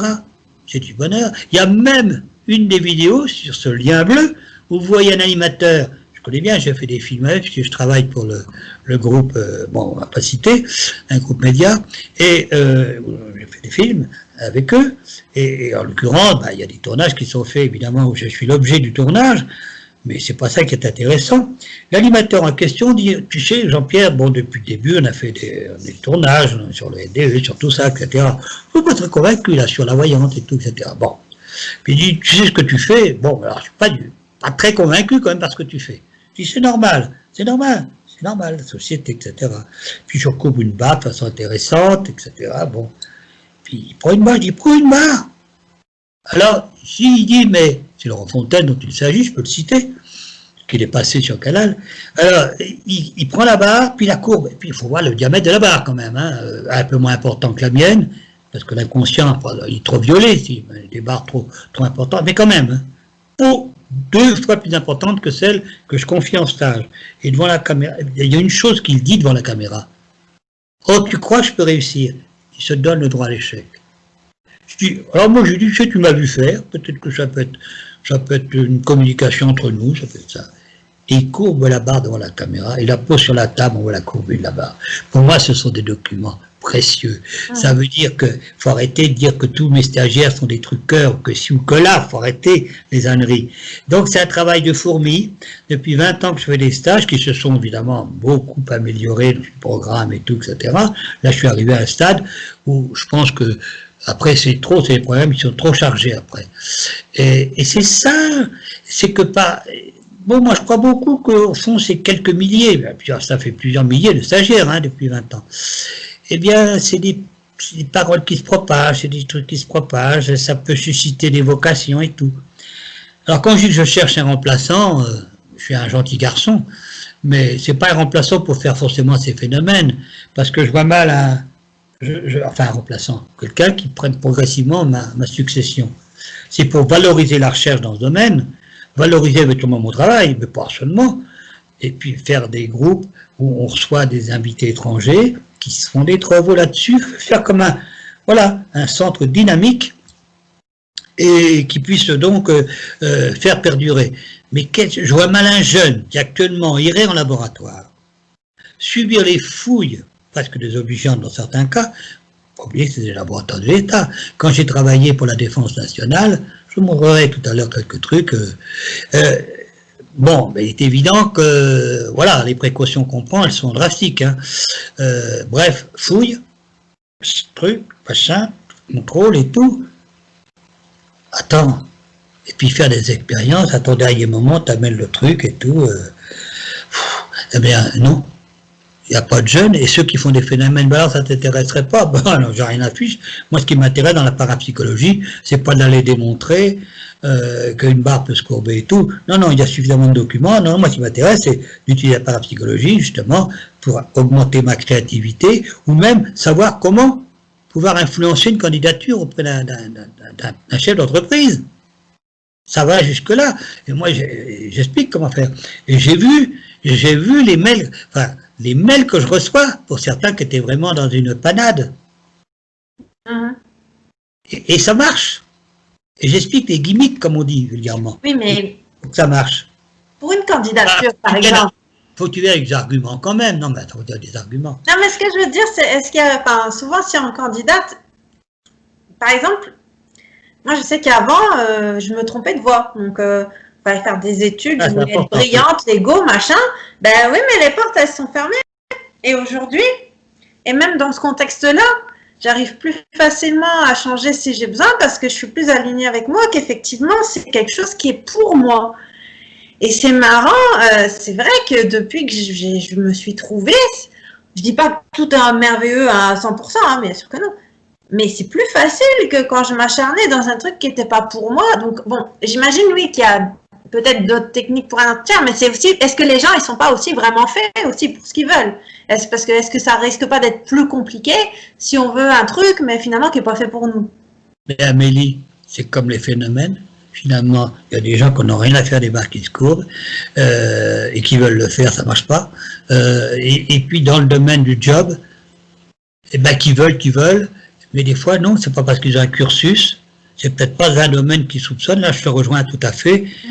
Toujours pareil, l'inconscient, c'est le patron. Moi, en tout cas, je sais que sans rien faire, je le constate. Et c'est pour ça que c'est important de se trouver. Seulement, on est d'accord, c'est pas facile. Il y a beaucoup de gens qui pensent qu'on trouve ça. Mais j'explique ça en stage, c'est beaucoup plus simple qu'on le pense. Ah oui, c'est. Quand on va vers un poste ou tout, etc., il faut être spectateur de soi-même. Ça ne veut pas dire qu'on va rien dire, qu'on va être là, et puis alors le spectateur, là, il est où? Non, non, on prend une distance, et à ce moment-là, on a les mots justes. On est motivé, on sait le poste, on sait qu'on peut coller et tout, on va trouver les arguments. Et celui qui est en face, il est interpellé. Plus certaines astuces que je donne, mais qu'on voit en stage. Mais ça marche, hein. Mais donc, il y a quand même ça. Si, celui qui postule, il pète plus haut qu'il allait derrière. Je suis désolé, ça ne marche pas non plus. C'est comme le souhait à l'univers. Je donne des exemples, dont un stagiaire m'avait donné il y a quelques années que je pouvais donner cet exemple. Les souhaits à l'univers, des fois, c'est comme au billard. Il faut que ça tape là. On croit qu'on a réussi, ça tape là. Il faut rester dans la confiance. Et ça marche. Ça marche si ce souhait à l'univers correspond au plus profond de nous. On fait des analyses quand on pose le souhait. Bon, ce que je demande là, honnêtement. Ça marche si on n'est pas en contradiction avec son inconscient. Et ça dépanne des fois des situations vraiment embêtantes. Mais le coup de la villa à côté de machin, le truc au bord, sur une île et tout ça, avec bon, ça va arrêter là, faut arrêter. L'inconscient, il n'ira pas jusqu'au bout parce qu'il n'aura pas cette évidence. Une fois, j'interviewe, puisque je suis journaliste par ailleurs, j'interviewe Patrick Tellier, qui est comment, le médecin qui est au bureau des constatations de Lourdes. C'est plus lui, je crois, maintenant. À l'époque, oui, c'était lui. Et puis, je dis, écoutez, Patrick, est-ce que vous avez vous-même constaté des miracles? Il me dit, oui, à Lourdes, il y en a toujours 3 ou 4 par an. Enfin, dans ce que je connais moi, parce que le médecin, à la confraternité, de me proposer le cas qui considère lui comme un miracle. Alors, moi, ce qui m'intéresse, monsieur Tellier, je suppose que ces personnes qui ont bénéficié d'un miracle ont une foi vibrante. Mais est-ce que ça suffit, je lui demande. Il dit non. Il me dit, Patrick Tellier me dit non. Ces gens-là, quand on les interroge à minima, nous disent, mais non, pour moi c'était évident. Je me suis même pas, il n'y avait aucun doute qui m'effleurait. Alors, Tine pourrait dire que c'est quand même une auto-guérison, c'est une rémission spontanée. Mais quand on est dans un milieu religieux, on va parler de miracle. C'est pas le problème de trancher pour oui ou non. L'essentiel, quand j'étais en reportage à Baguio, aux Philippines, avec un magicien et tout ça, eh bien, pour TF1, Orbito, eh bien, il truquait pour les tumeurs à l'abdomen. C'était des viscères qui étaient prises dans le haricot de l'infirmière, enfin de l'infirmière, l'assistante et tout, etc. J'ai défendu Orbito à TF1. Et par quoi? Mais j'ai dit, mais arrêtez. Moi, j'ai à côté de moi une personne qui avait une SEP, enfin une sclérose en plaques, qui n'était pas pratiquement immobilisé. Quand on l'a mis de son brancard sur l'espèce le brancard aussi de lit un peu improvisé d'Orbito, il a plongé ses mains dans l'abdomen, et on sait que la SEP, c'est là-haut que ça se passe, hein, par les gaines de myéline, etc. Et bien non. Pourquoi elle s'est ensuite, quand elle a été retirée, remise sur le brancard, elle a commencé à se mettre assise, ce qui était dans son état, qui a complètement tétanisé le médecin, qui l'accompagnait, et elle a commencé à vouloir esquisser des pas, mais comme elle avait une amyotrophie, ça faisait un petit moment qu'elle avait été immobilisée un peu, c'était miracle. Qu'est-ce qui s'est passé? Simplement, le chirurgien, on va dire, le chirurgien philippin, a retiré, en fait, symboliquement, il a retiré la vraie tumeur qu'elle avait, elle, que sa psyché avait créée, puisqu'on sait la plupart des maladies sont créées par nous-mêmes, hein. Ouais, miracle que je dis là, si je puis dire. Il a retiré, et elle s'est sentie complètement libérée, et tous ces jetages de conscience, ces neuromédiateurs, etc., on fait le tri, etc., tout ça, ça s'est réorganisé. Donc voilà, symboliquement, alors je m'en fiche qui truc ou pas, je l'ai dit dans le président de l'ordre des médecins, Lorta Jacob, à l'époque, était sur le plateau. Voilà. Je vais terminer en parlant un petit peu, mais très rapidement. Il se trouve que ces phénomènes intéressaient beaucoup de gens, pas seulement en France. J'ai continué à collaborer avec la Défense nationale, même travaillant dans le privé, dans les labos, puisque je continuais à innover dans le domaine de l'armement, etc. Donc j'étais lié au secret, etc. Bon, bref. Et puis, j'avais des observateurs étrangers que sont les États-Unis, qui avaient observé quand même qu'il y avait des publications, que je travaillais en laboratoire, etc. Et puis surtout, j'allais régulièrement en Union soviétique, mais invité, tapis rouge, Tupolev 104, à l'aéroport, et tout, etc. Sympathique. Pourquoi? Dans les congrès internationaux de physique avancée où j'étais invité, il y avait les soviétiques à l'époque. Même dans les années 74, 75, etc. Et 76, bon, il y avait donc, voilà, et ces gens-là, j'exprimais des théories, mais c'est pas tellement pour mes théories qui m'ont invité en Union soviétique, c'est surtout que je faisais les phénomènes et tout. Et ils ont voulu, j'étais invité par le professeur Adrian King de l'Académie des sciences du RSS, je suis désolé, hein. C'était quand même le gratin dauphinois, je veux dire, représentant, bien sûr. Et donc, mais sans mauvaise pensée, en fait. Et j'allais, au fil de mes disponibilités, j'en avais, parce qu'au niveau de responsabilité de Jean Labo, je pouvais me libérer 8 jours si je voulais, 10 jours si je voulais. J'avais des collaborateurs qui prenaient la suite, sauf quand j'avais une expérimentation en cours, un truc comme ça. Mais ça se passait très bien.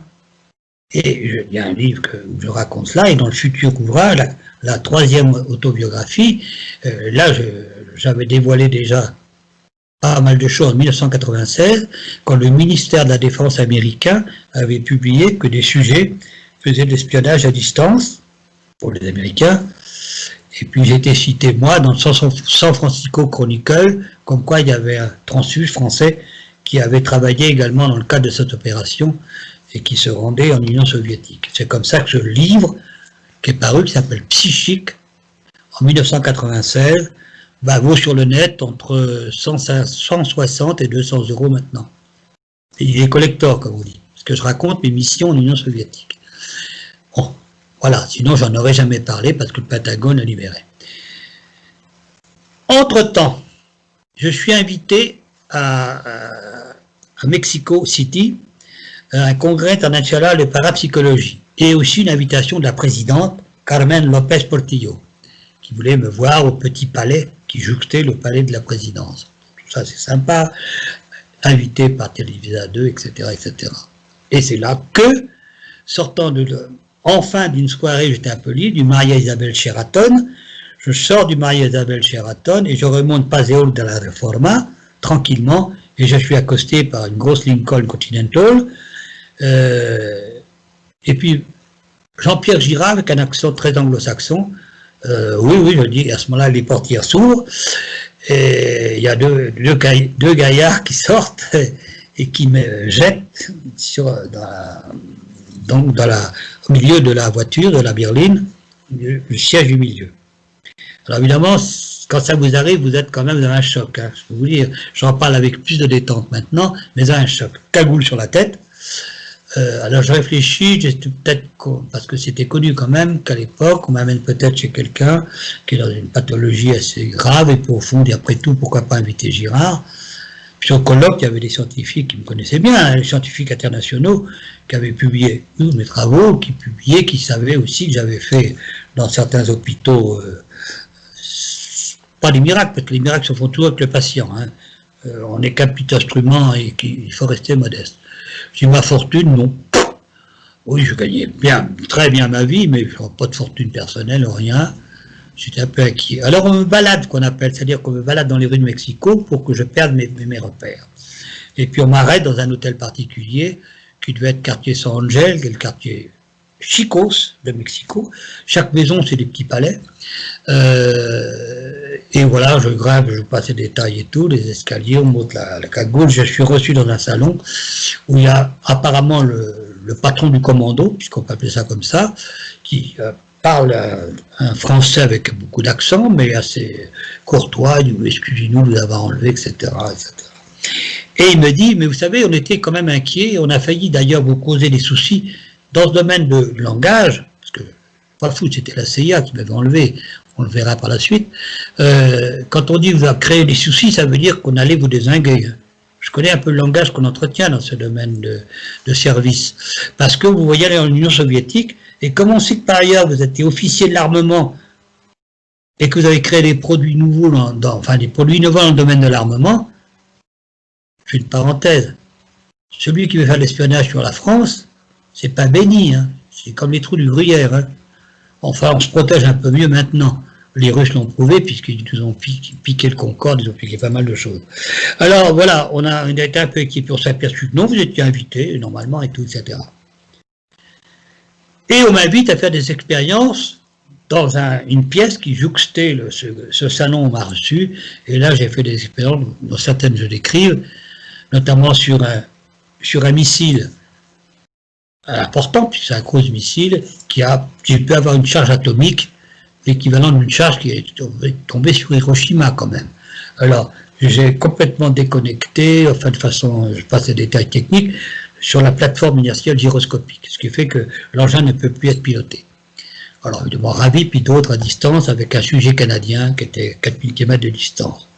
Il faut savoir que ces expériences, une partie était faite grâce à un satellite géostationnaire, qui était disponible un peu plus d'une heure. Quel pays peut immobiliser à partir du Mexique un satellite géostationnaire, pas immobiliser, mais qu'il y ait une fréquence et un temps de fréquence dédié pendant un moment, enfin une ouverture, disons. Et à partir de là, en sortant de ces expériences, on me dit, écoutez, on vous invite à collaborer avec nous quand vous allez en Union soviétique, puisqu'on le sait, vous avez une mémoire édétique, qu'en télépathie, vous êtes quand même, vous avez des capacités intéressantes, pour maintenant pas y aller sereinement comme cela, mais faire de l'espionnage en Union soviétique.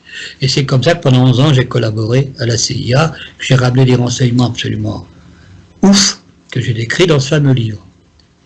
Et entre-temps, j'ai toujours continué à travailler avec la Défense nationale.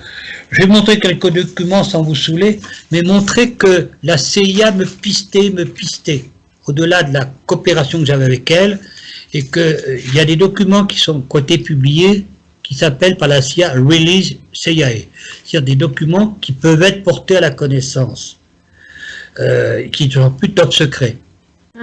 Mais ça vient après 15 ans au moins de secret quand même, minimum.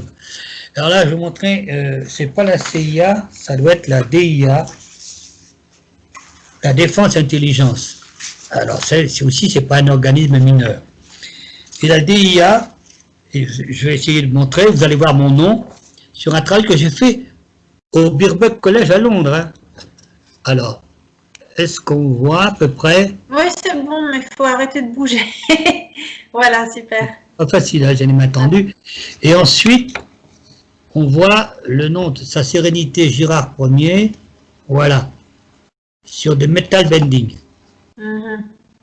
Ça veut dire quoi? Et vous avez en haut le rapport de la CIA, ce qu'on appelle release, qui donne l'authenticité du document. C'est des documents absolument incontournables. Donc ça veut dire que sur des travaux que j'ai fait en Angleterre dans les années 77. C'est dire qu'à cette époque-là, le kidnapping n'était pas innocent. Hein. Alors, je vais être bref, puis terminer là-dessus. Là, par exemple, c'est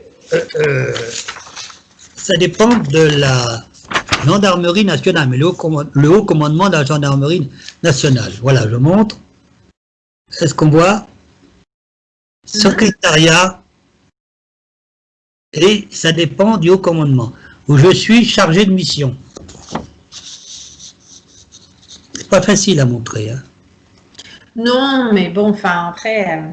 Ah non, non, c'est pour dire, et là j'ai fait une coupure, évidemment, parce que l'objet, mais c'est quand même signé. Vous savez par qui c'est signé? D'un général. Ben non, mais moi je le crois volontiers, non, parce que je m'intéresse à ce que faisait la CIA, je lis des choses. Je n'ai pas à te convaincre toi, mais n'oublie oui, pas, quand on laisse à des médias comme tu le fais, porte ouverte, ce qui est bien, les gens doivent savoir que Girard ne raconte pas que des âneries, et je vais montrer maintenant une lettre du ministre lui-même, qui s'adresse à moi. De toute façon, tous les grands mensonges maintenant vont s'effondrer et que tout ce qui est vrai va pouvoir émerger plus facilement maintenant. C'est pas toi que j'ai à convaincre, Grande. C'est pas toi que j'ai à convaincre. Non, mais justement, il y a beaucoup de gens qui savent pas non plus ce qui se passe, savent toujours pas. Depuis le mois de mars, pourtant, l'info, elle circule malgré la censure. Attends, donc, au moins, ce sera une graine, hein. Voilà, ce sera une graine, mais je pense que bientôt, on va apprendre des choses, de toute façon, encore. C'est le ministre même, c'est le bureau du ministre, et c'est signé qui? Du ministre lui-même. Et qui s'adresse à moi. Alors, bon, l'objet de la mission, personne ne peut vraiment comprendre, et puis j'en ai d'autres comme ça, j'en ai pas l'appel, mais pas mal. Ceux-là, si je les montre, c'est que je peux les montrer, je ne prends pas un risque énorme comme j'aurais pris il y a quelques années. Alors, c'est pas toi que j'ai à convaincre, c'est pas toi que j'ai à convaincre, mais nos amis qui ont la gentillesse de nous regarder, bon, Girard, qui c'est celui, oh, on l'a entendu pas, non, on ne connaît pas, comme tu disais tout à l'heure, non, non, on ne connaît pas, il n'y a que les milieux vraiment qui s'intéressent au paranormal et aux choses sérieuses, scientifiques, qui connaissent. Mais ils voient ça, ça concrétise tout à fait ce que je viens de dire. C'est-à-dire que moi, j'ai été utilisé, manipulé par, évidemment, la défense, française ou américaine, pendant des années. C'est-à-dire que j'ai eu un parcours privé, mais qui était toujours en parallèle avec des parcours occultes. Voilà. Et ben ça, il faut le savoir. D'accord, j'ai été payé, mais grassement par la CIA. Grassement. J'ai le document, là. J'ai eu, quand j'ai fait ma première mission au Mexique, là, que j'ai démontré mes capacités, j'avais l'équivalent, parce que j'ai fait la conversion en francs, etc., en dollars, j'avais l'équivalent dans une boîte morte qu'on appelle. C'est pas la poste qu'on va chercher nos gains. Il m'avait dit, vous pourrez aller chercher pour votre prestation que vous avez faite, et puis votre disponibilité que vous nous avez accordée, et surtout votre collaboration future, puis je ne pouvais pas trop dire non d'ailleurs, c'est bien, ah ben non, non, mais à l'époque, en France, on me prenait pour un charlot, puis tout d'un coup, je suis pas fou quand même, je travaillais déjà pour les services français, je savais que là, ça pouvait être que la CIA. D'ailleurs, ça a été fait après en accord avec les services français, hein. Le SDEC, mais eux, au final, on est d'accord, c'était pour comprendre justement comment marche l'esprit, c'est ça hein, qui les intéressait ou... Ah non, c'était pour me faire des expériences d'espionnage, comment marche l'esprit. Ils s'en fichaient, c'est les résultats que j'ai amenés. Il y a un article qui est paru quand mon bouquin est paru. Mes coups tordus, de Paris Match, 3 pages, dans la partie documents quand même. Mes coups tordus avec le KGB. Le parapsychologue mondialement connu a ramené des renseignements sur l'armement soviétique de dernière génération. Dans ce fameux livre qui vaut une petite fortune maintenant, parce que je ne sais pas ce qu'il vaut, hein, 196 €, non, ça valait, je ne sais pas, on dirait maintenant 15 € peut-être ce livre, même pas, 15, oui, 12 ou 12 €. Et,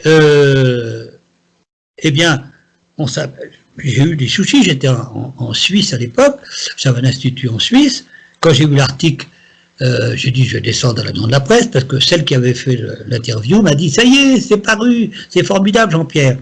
Je descends à la maison de la presse à côté du magasin à la Migros et puis je vois la maison de la presse, je vois le Paris Match. J'ouvre évidemment fébrilement le Paris Match et je vois pas l'article. Mais j'étais sûr Sylvie que l'article est paru. Elle dit oui je l'ai devant moi là, c'était le numéro. Ben je dis oui j'ai le numéro, mais je l'ai pas. Alors en fait c'est parce qu'on a créé un incident diplomatique avec la CEI, puis en 96, c'était la CEI, parce qu'on ridiculisait le KGB. Alors, j'ai dit, là, je vais avoir des gros soucis, parce qu'on s'est aperçu que j'espionnais alors que j'étais invité gentiment.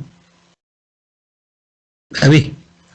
Alors, j'étais protégé, mais je faisais aucune illusion. Quand je passais la frontière, parce que j'habitais dans le Lot, donc de Suisse, j'allais de temps en temps dans le Lot, où j'avais une petite villa.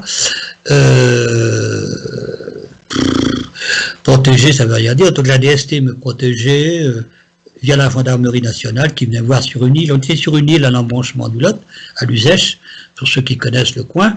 Et puis ma dernière épouse, qui était un peu une anxieuse, bon, je n'avais jamais dit le quart de ce que je pouvais vivre et tout ça.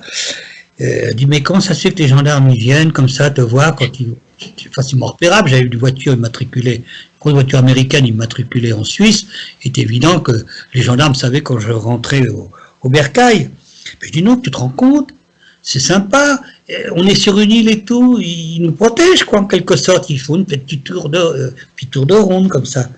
Mais je suis pas fou, j'ai eu une chance inouïe, c'est que le KGB s'est transformé en FSB, etc. Et que les grands pontes du KGB qui auraient pu me causer souci, ils ont monté des sociétés de protection des industries étrangères qui venaient s'installer en CEI. Voilà. Alors, on peut dire que la vie d'un sujet psy, c'est pas simple. Contrairement à ce qu'on pourrait croire, le bonheur que j'ai pu avoir, bon c'est vrai, c'est de partager et de communiquer, ça c'est sûr. Donc c'est pas de corvée, on me dit, ah, que tu as du mérite Jean-Pierre. Puis je dis non, je suis un égoïste. Je prends plaisir à partager avec vous, mes amis. Donc c'est de l'égoïsme. Et voilà. Mais où j'ai rencontré vraiment des joies qui m'ont équilibré dans la vie, c'est quand j'ai rencontré l'amour. C'est banal, eh ben oui, c'est peut-être banal, mais si jamais je ne m'étais pas ressourcé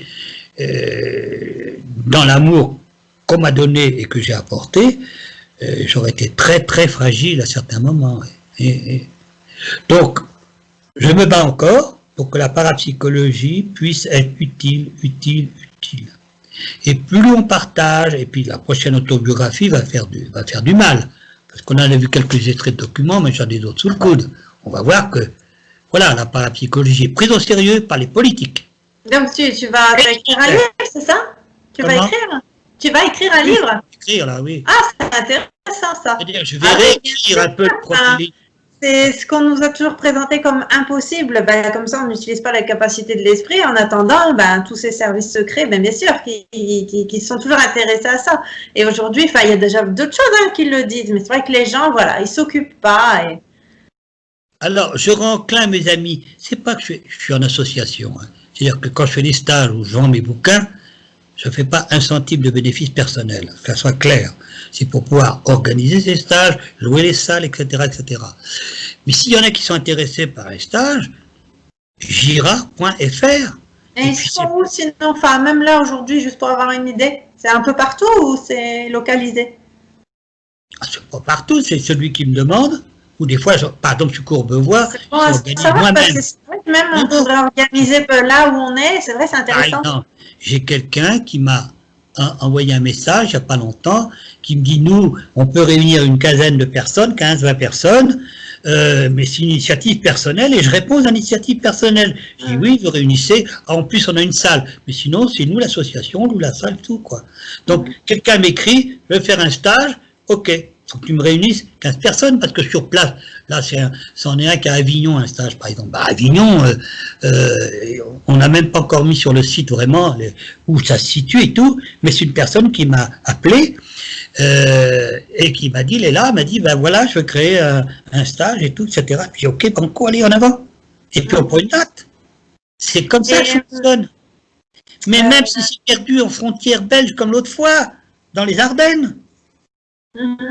Mais pas forcément les grandes villes. Je pense que là, bon, dès qu'on aura passé la période où on peut plus rien faire, ce sera plus facile. C'est vrai que là, juste en ce moment, c'est pas évident, mais c'est pour ça va. J'ai réussi à en faire en période de confinement. Les personnes, j'avais une vingtaine de personnes, je leur dis, quand vous arriverez à l'entrée du centre, à Courbevoie, vous allez être par groupe de 6.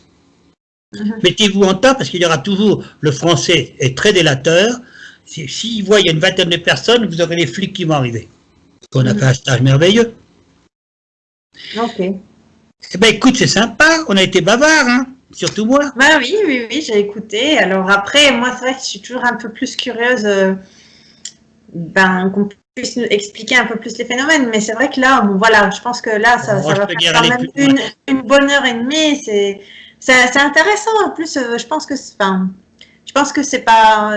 La plupart des autres interviews que j'ai pu voir, elles étaient déjà un peu plus ciblées, les vidéos, elles étaient plus courtes, donc sinon, ça peut être... voilà, on a fait l'interview large quand même, hein. On a fait l'interview large sur le parcours personnel, mais aussi pourquoi le phénomène est... Moi, mon but, quand des gens aussi sympathiques que toi m'interviewent, c'est de confirmer qu'il y a une réalité du phénomène. C'est pas que Girard c'est plus beau, on s'en fout. Alors, je sais pas comment ça se passe sur l'écran. Moi, je me vois tout seul en haut. Comment ça? Est-ce que l'écran est partagé, pas partagé? J'en sais rien. Non, comme j'ai dit, à la fin, normalement, elle est coupée en deux quand j'utilise ce logiciel. Mais pendant l'interview, on a un petit carré seulement. Voilà. D'accord pour le petit carré. Bon, très bien. Le mieux, c'est que les gens, voilà, maintenant, pour ceux qui connaissaient pas, puissent aller sur le site. Et puis éventuellement surveiller les stages, c'est vrai que même moi ça m'intéresserait, hein, après ça dépend des disponibilités, c'est toujours le même point pour tout le monde, mais c'est vrai que ce serait super intéressant. Bon, en tout cas, merci beaucoup. Je te fais une bise maternelle, et puis merci de ton accueil. Merci, de rien. Tu fais partie des belles personnes que j'aime rencontrer.